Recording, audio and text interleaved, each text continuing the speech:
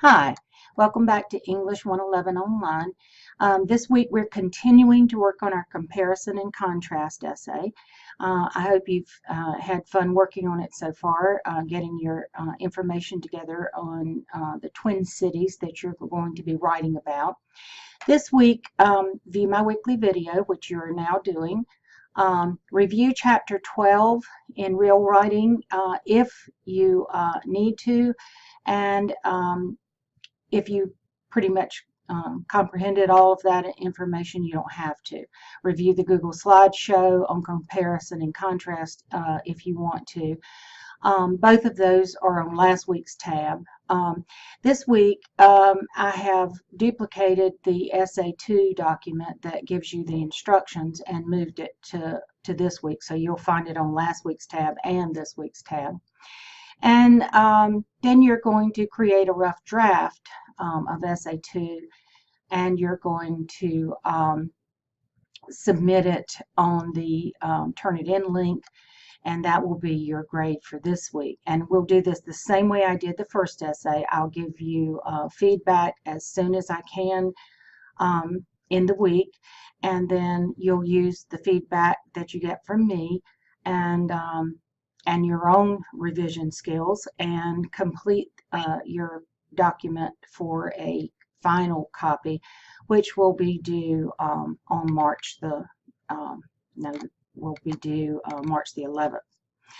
Okay, so here are the resources for this week. Essay 2, as I said, I duplicated it, so it's here as well as on last week's tab. And a compare and contrast template that you might find helpful when you're organizing your compare and contrast essay. And then if you need further assistance beyond what your textbook and I have given you, Excelsior Online Writing Lab, the Excelsior OWL, is a great source to use, and so you might want to go back and just click on their information and see what they have available for you. All right, so let's open up. First of all, let's take a look at the course calendar so you can sort of see where we are in the process. So we have finished Essay 1. We're now you did your pre-writing for Essay 2 last week. This week you're going to be doing your drafting, your revisions, and on your rough drafts, and then on the March the 11th, your final draft will be due. And so I hope this process is working for you. It seemed to work well for the first essay, and so I am hoping that it will continue to work well. If it doesn't, we'll change it up and do something different.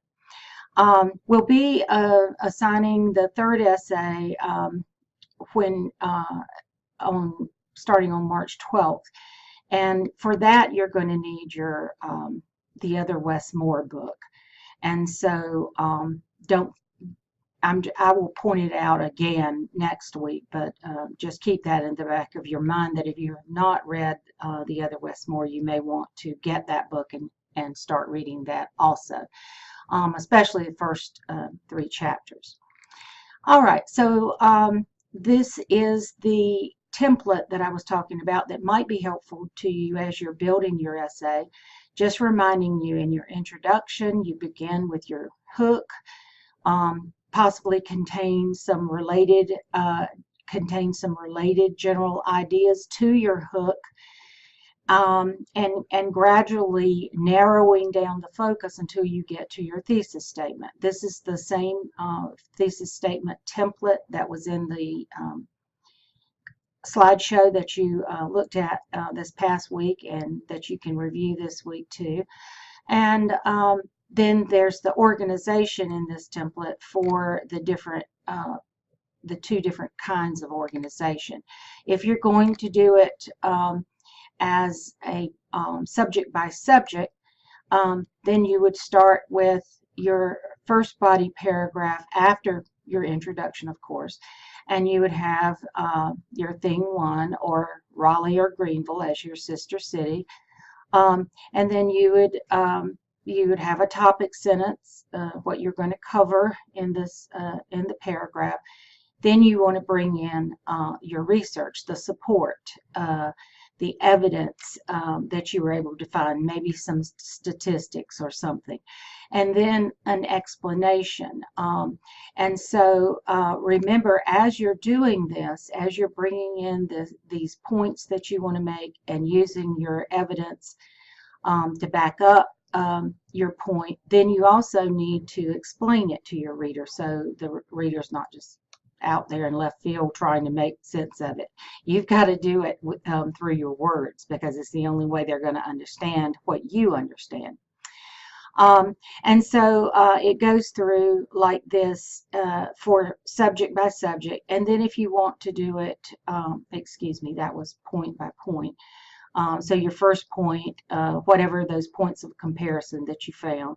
And then your, if you want to do it subject by subject, where you talk about Raleigh or Greenville first, and then go into the, cover it all one city at a time. I kind of like the point by point for this kind of essay, but it's totally up to you, and you may even want to break these body paragraphs, even if you're going subject by subject, into separate paragraphs, and end up instead of having 2 paragraphs here, having 6 paragraphs. But I'll read what you come up with, and I'll make suggestions if I think it might be easier to read it in a different way. All right, so let's look back at our document for this essay. You have already done your precursory look at the 2 cities, and so I have asked you to look at to find at least 3 points of comparison. You can have more if you want to. And so I'll collect those in your graphic organizers that you shared with me. Then I have this information in the document that you may want to use some of this in your introduction, just to sort of explain to your reader what sister cities are, and then of course narrow it down to the 2 that you're going to be discussing in your essay. Except don't ever say, in this paper I plan to show blah blah blah, because that's not a good thesis statement. Just simply state your 2 cities for your thesis statement, and then create a point that you want to make about them. So all this information about the sister cities, links that you can go to look at them, you have already done now, because you've turned in that graphic organizer. Okay, when you're drafting, do create a Google Doc. I highly recommend it.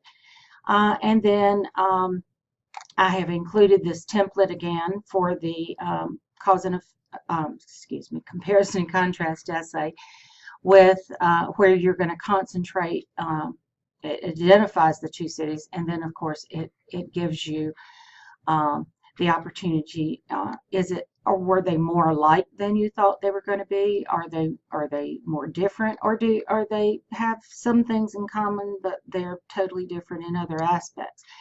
And then come to some kind of conclusion about it. If you watch that video about looking at people who live all over the world, the point that she was trying to make in that video, the TED Talk from last week, was that you can have people who live in Indonesia, you can have people that live in Mexico, you can have people that live in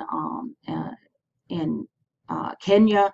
You can have people all over the world, and really, as long as they're in that same worldwide income level, if they're in the middle, they sort of they look alike. They're very much alike. So her point that she was trying to make in the comparison and contrast was that we are more alike based on how much money we have. And so you're going to make this come up with your own point for your comparison and contrast. What is the point that you want to make about it? And that would be part of your thesis statement. All right, so I've also included the subject by subject and point by point organization in this document to remind you of it too. For instance, if you go point by point, it would be whatever point of comparison that you had for, say, income level, if you're going to do that. You would start these would be body paragraphs, of course. You would start with the point that you're going to make about income level, and then you would talk about Greenville's income level, and then you would compare and contrast that with this city in South Korea. And then if you go on to your second point, of course, you do the same thing. Follow the same format. Don't switch it up and talk about South Korea one time, and then you're talking about North Carolina, and then you're back to North Carolina, and then you're back to South Korea. So keep it consistent. It just makes it easier for your reader to follow if you use this organization. And then you'll prepare your conclusion, which will be a restatement of your thesis, not word for word, of course, but bring it back to the point that you're trying to make about this comparison and contrast you've done between these two sister cities. Remind your readers of the similarities and contrasts. You can do that in like a little summary of what you had said in the paper. I mean, I'm not saying bring in all the evidence again, but just summarize it. They were similar in income levels, however, their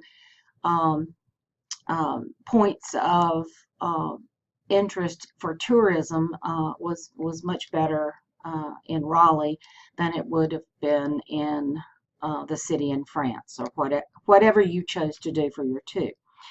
And then once you have it all together, look back through it, use that template to see if you have everything in there that you need to have. Review this document to see everything in there that you need to have. And try to find some of the things that from last essay, the first essay that we did, you know, did I clean up my MLA works cited page if that was a problem? Did I get my in-text citations done correctly this time? Do I have a topic sentence for every paragraph? So anything that you learned from your first essay, please carry it forward to this essay and use it as well. And then, of course, when you have your essay ready, then you'll want to submit the document on the Turnitin link by March 4th before midnight. And the standing alternative for that, if something goes drastically wrong and you miss that deadline, email the document to me the next day. So if you have any questions at all about what we're doing, any way I can help you in the meantime, before I get your rough draft, please email me and ask me questions, and I'll be glad to help you in any way that I can. I hope you have a great week. I'll see you next time.